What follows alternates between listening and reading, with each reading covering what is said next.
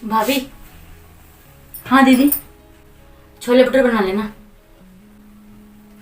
छोले भटूरे? लेकिन दीदी मैंने तो खाना तैयार कर दिया है, दाल चावल बनाए हैं। वो मुझे नहीं पता, लेकिन छोले भटूरे डालना, मम्मी बोल के गई हैं।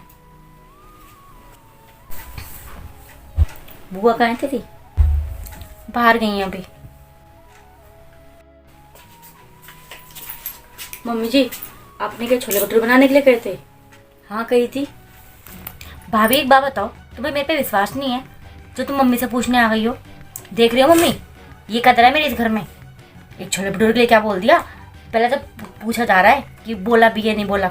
अगर मैं बोलूँगी तो बनेंगे नहीं क्या? नहीं दीदी, मेरा वो मतलब नहीं है। क्या पूछ रही थी? जब वो कह रही है कि भाभी छोले भटूरे बना दो, तो छोले भटूरे ही बनेंगे। अरे मैं कहूँ या ये कहे, बात तो एक ही है। 2-4 दिन के लिए मेरी लड़की आती है, उसको भी देख के खुश नहीं होती, जलती भुनती रहेगी। अरे बना देगी छोले भटूरे, तो कोई आफत नहीं आ जाएगी। दाल चावल बन गए तो बन गए, सुबह काम आ जाएंगे। चल तू छोले भटूरे बना। ठीक है। तू चिंता मत कर, तुझे जो पसंद है ना बोल दिया कर। मैं हूँ, मैं देखूंगी कौन बनाता है कौन नहीं बनाता।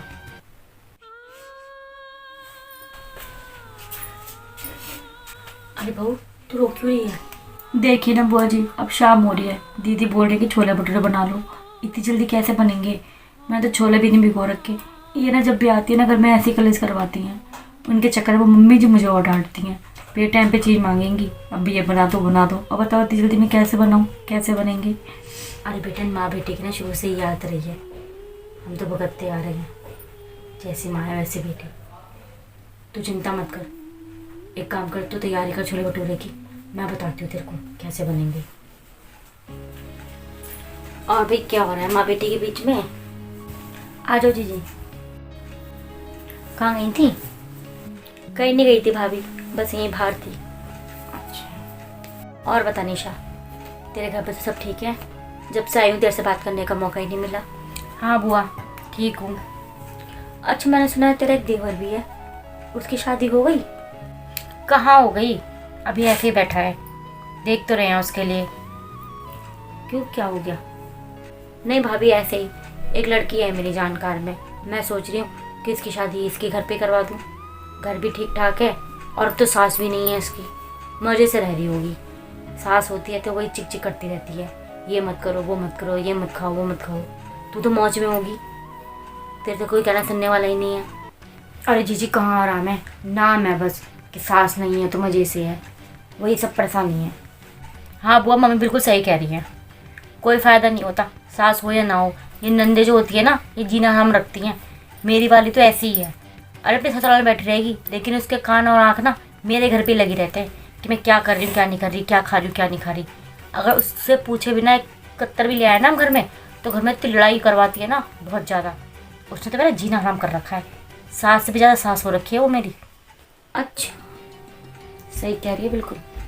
तो एक बेटा बात बोलूँ, बुरा मत मानियो, तुझे कैसा लगता है जब तेरी नंद तेरे साथ ऐसा व्यवहार करती है? तो कैसा लगता है बस पूछो मत, कैसा लगता है।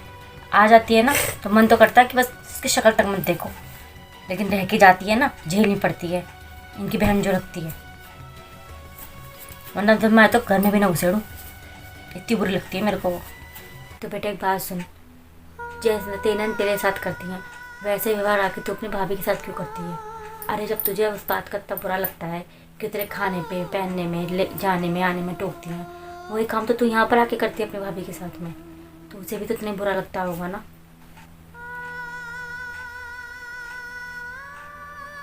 अरे बेटा, माँ बाप तो कुछ ही दिन के होते हैं, जब तक दिख रहे हैं।